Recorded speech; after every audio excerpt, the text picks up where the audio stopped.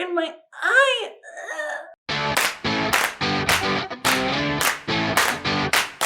So if you follow me on TikTok, you may have seen my original Scareactor story, which is more like a collection of little stories just to make it sound funnier. I don't know. I thought it was funny. I guess you did too. That's how this all started. But one of the things I say in that video is one time I was in a room with nothing but a cabinet. Everyone thought I was behind the cabinet, but no, I was on top of it.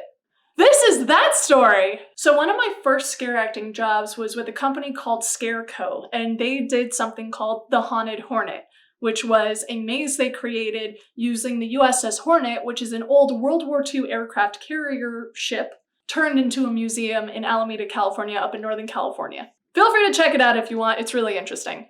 Anyway, they used the already creepy ambiance of this old ship in addition to a maze they created themselves to make this super scary experience. It was pretty dope. So you started your journey going downstairs into the bunkers. There was nothing really added there except for some scare actors. And then you make your way through the bottom of the ship and then you go back up to the upper level of the ship and that's where the maze was. So then you went around through the maze and then you were done. I think one of the funnest parts about working for them was you weren't assigned one character that you stuck with throughout the whole haunt season.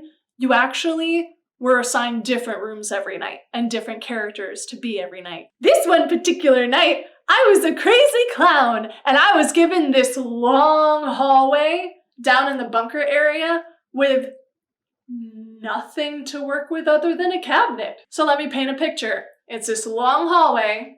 They had just come from this like strobe light room with like a bunch of beds and stuff, I guess. I don't remember exactly what the layout is, I'm sorry.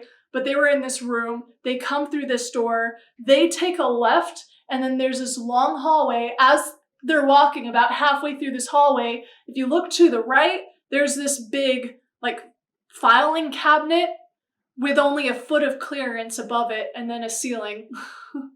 And then you walk the rest of the way and there's nothing else to see until you go through the next door where you're in another room with other scare actors. I was the only actor in this hallway.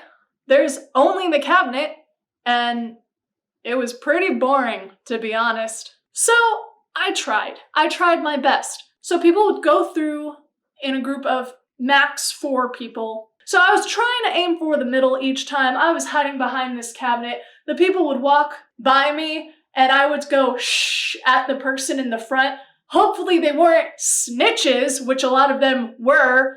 So a lot of my scares were ruined for me. Thanks, guys. But the ones who weren't snitches let me do the scare and it was just meh. It was just a meh response like, oh, didn't see that one coming considering this is the only thing you could ever hide behind and of course someone's gonna be in this room. I was bored. So I got creative. I talked to a fellow scarer of mine who had his own little speaker and I said, hey, do you got some creepy like 1920s, 1910s-ish kind of music? He goes, yeah, I can, I have some creepy songs on here if you want to play them. And I said, great. I could borrow your speaker then because there's nothing in my hallway. And he goes, yeah, just give it back to me at the end of the night. And I'm like, okay, I can do that. So I take this guy's speaker and I put it up hidden in the scaffolding in a way and let the song play and it echoed throughout this hallway beautifully. It was so creepy. It was great. Living my best life. If that wasn't enough, I decided to channel my inner spider. Ew, why did I say it? I hate spiders. Ugh. And I climbed up the back of the cabinet and flattened myself through that foot of clearance from the top of the cabinet to the ceiling and just stayed like that for hours. I was cramping hard, but it was worth it for the scares. So I was up on top of this cabinet, which is perfect because I was able to see them coming into my room, leaving the room. I knew exactly where they were at every second they were in my room, and no one ever thinks to look up. If they happened to get that weird instinct of someone's watching me and they look up and see me, that was enough of a scare. They had no idea I was up there and they just found me. I didn't have to do a thing. If they didn't notice me on their own, I would wait for them to get in front of the cabinet, bang the cabinet to make a noise, which startled them, and they looked at me, already freaking out that there was someone there that they had no idea was there in the first place, and then I went to snatch at their faces just for an added scare. It was great. I swear, the screams I heard from these people were hilarious. The reactions were perfect. It was so much better than what I was doing before. Actually, there was even this one girl who was going through alone, who was about my age, I think. So she was going through alone, and I got her good. Like, she backed up against the wall and screamed, and then she paused and looks at me and goes, you know, nothing has gotten me. Nothing ever scares me, but that was good. That definitely got me. Good job.